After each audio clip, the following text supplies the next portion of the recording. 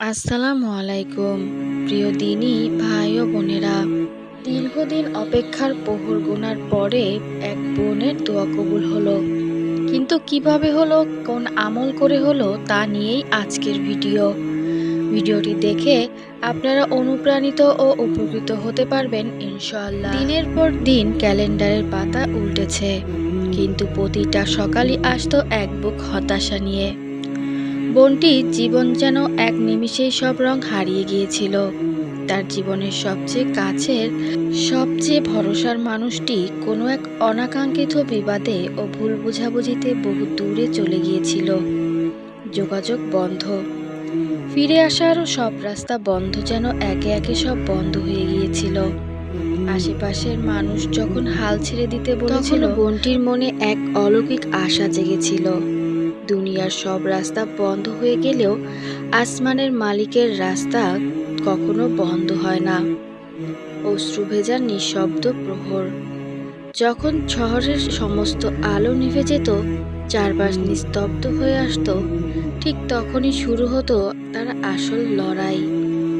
বোনটি কোনো মানুষের কাছে অভিযোগ না করে নিজের মনের গভীর ব্যাকুলতা সঁপে দিত স্রষ্টার দরবারে। গভীর রাতে অজু করে বিছানা ছেড়ে সে দাঁড়িয়ে যেত রাত 3টায় উঠেছিল।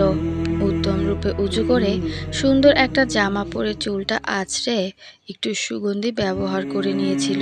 এই শ্বাস শুধুমাত্র মহান আল্লাহর জন্য। এরপর জায়নামাজ বিছিয়ে 2 রাকাত তাহাজ্জুদ নামাজ আদায় করবে। সব কথা খুলে বলবেন আল্লাহর দরবারে। সবাই ঘুমাচ্ছে, শুধু আপনি আর আল্লাহ তাআলা। সবচেয়ে সুন্দর একটা মুহূর্ত। বিশ্বাস করুন বোন, সত্যিকারের ভালোবাসা কি তখন আপনি অনুভব করতে পারবেন। ইস্তেগফার, প্রতি রাতে সে শত বার ইস্তেগফার পড়ত। আস্তাগফিরুল্লাহ। সে কেবল ভালোবাসাকে ফেরত চাইতেই ইস্তেগফার পড়েনি, বরং নিজের জীবনের অতীত ভুল ত্রুটি, অবহেলা আর অসাবধানতার জন্য অন্তরের অন্তঃস্থল থেকে ক্ষমা চাইতে লাগলো। অহংকার বিসর্জন দিয়ে সে দিনরাত আল্লাহর প্রেমে মগ্ন হলো। দিনরাত খেয়াল রেখে প্রতি মুহূর্তে জিভে ইস্তেগফার জিকির জারি রাখলো। নিজের জানা অজানা সব ভুলের জন্য ক্ষমা চেয়ে চোখের জলে বুক ভাসাতো। সে জানতো খাঁটি তওবা আর ইস্তেগফার রিজিক ও জীবনের বন্ধ দুয়ারগুলো খুলে দেয়। ইসমে আজম, সিজদায় গিয়ে কাঁপা কাঁপা গলায় জপ করত। ইসমে আজমের সেই মহিমান্বিত বাক্যগুলো, যে পবিত্র নামের উসিলা দিয়ে প্রার্থনা করলে মহান আল্লাহ তাআলা কখনো বান্দাকে খালি হাতে ফেরান না। সে নাম ধরে সে আকুল মিনতি জানাতো। প্রতিদিন একবার হলেও পড়বেন আস্তাগফিরুল্লাহ, ইন্নাল্লাহা গফুরুর রহিম। যত বড়ই সমস্যা থাকুক না কেন, সব ঠিক হয়ে যাবে ইনশাআল্লাহ। ধৈর্যের পরীক্ষা ও অলৌকিক মোড় সপ্তাহ পার হয়ে মাসে গড়ালো, কিন্তু বোনটি একদিনের জন্য তাহাজ্জুদ নামাজ ও মোনাজাত থামায়নি। সে জানতো আল্লাহর ফয়সালা কখনো ভুল হয় না।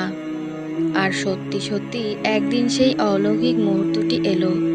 কোনো মধ্যস্থ ছাড়াই, কোনো এক বাহ্যিক চেষ্টা ছাড়াই সেই প্রিয় মানুষটির অন্তরের এক গভীর অনুশোচনা জেগে উঠল। সে নিজের ভুল বুঝতে পেরে নিজের থেকে যোগাযোগ করলো এবং আগের চেয়েও বেশি ভালোবাসা ও সম্মান নিয়ে ফিরে এলো বোনটির জীবনে। বিশ্বাসের বিজয়। কষ্টের অবসান ঘটিয়ে যখন আবার প্রিয় মানুষটিকে কাছে পেল, বোনটি তখন সিজদায় লুটিয়ে পড়ল। তবে এবার আর কষ্টের অশ্রু নয়, সে চোখের পানি ছিল পরম কৃতজ্ঞতার। প্রিয় দিনী ভাই ও বোনেরা, এই বোনটির গল্পটি শুধু গল্প নয়, এটি হলো ধৈর্য, তাহাজ্জুদের শেষ প্রহরের মোনাজাত আর পরম করুণাময়ের উপর অটল বিশ্বাস। গল্পটি থেকে এটাই প্রমাণিত যে অশ্রুভেজা তাহাজ্জুদের নামাজ কখনো বিফল হতে পারে না। দিন শেষে একটাই ভরসা, হাসবুনাল্লাহ অনিমাল ওয়াকিল। আমার জন্য আমার আল্লাহই যথেষ্ট। প্রিয় দিনী ভাই ও বোনেরা, ধৈর্যশীলরা কখনো ঠকে না, যেখানে মহান আল্লাহ তাআলা নিজেই উত্তম পরিকল্পনাকারী ইনশাআল্লাহ। আমার ভিডিওটি ভালো লাগলে বেশি বেশি শেয়ার করে দিবেন এবং আমার চ্যানেলটি সাবস্ক্রাইব করে আমার পাশেই থাকবেন। সবাই ভালো থাকবেন। আল্লাহ হাফেজ।